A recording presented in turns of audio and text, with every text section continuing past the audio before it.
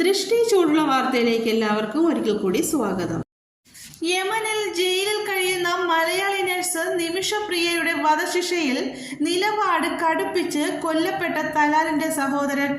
വധശിക്ഷയ്ക്ക് പുതിയ തീയതി നിശ്ചയിക്കണമെന്ന ആവശ്യം ആവർത്തിക്കുകയാണ് തലാലിന്റെ സഹോദരൻ അബ്ദുൽ ഫത്താഹ് മെഹദി.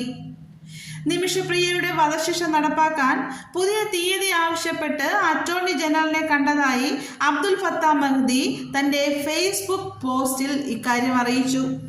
വധശിക്ഷയ്ക്ക് പുതിയ തീയതി നിശ്ചയിക്കണമെന്നാണ് അബ്ദുൽ ഫത്താഹ് മെഹദിയുടെ ആവശ്യം. വധശിക്ഷ നീട്ടിവെച്ചിട്ട് ദിവസങ്ങൾ പിന്നിട്ടെന്നും പുതിയ തീയതി ഇതുവരെ നിശ്ചയിച്ചിട്ടില്ലെന്നും കാട്ടി അബ്ദുൽ ഫത്താഹ് മെഹദി കഴിഞ്ഞ ദിവസം പ്രോസിക്യൂട്ടർക്ക് കത്ത് നൽകിയിരുന്നു.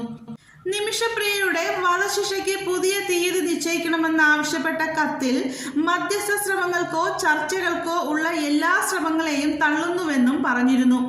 വധശിക്ഷ റദ്ദായി എന്ന് കാട്ടി നിമിഷപ്രിയയുടെ മോചനം സംബന്ധിച്ച് കേരളത്തിൽ ചർച്ചകൾ സജീവമാകുമ്പോഴാണ് തലാലിന്റെ സഹോദരൻ വീണ്ടും നിലപാട് കടുപ്പിക്കുന്നത്.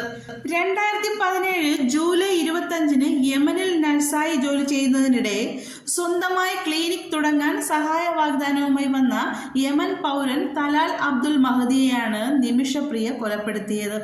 നിമിഷപ്രിയയുടെ പാസ്പോർട്ട് പിടിച്ചെടുത്ത് നടത്തിയ ക്രൂര പീഡനമാണ് കൊലപാതകത്തിലേക്ക് നയിച്ചതെന്നായിരുന്നു നിമിഷ പറഞ്ഞത്.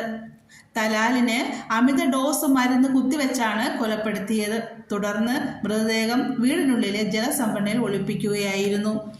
എൻ്റെ ഈ ചാനൽ ആദ്യമായിട്ടാണ് കാണുന്നവരുണ്ടെങ്കിൽ സബ്സ്ക്രൈബ് ചെയ്യാനും വീഡിയോ ലൈക്ക് ചെയ്യാനും ഷെയർ ചെയ്യാനും കമൻറ്റ് ചെയ്യാനും മറക്കരുതേ.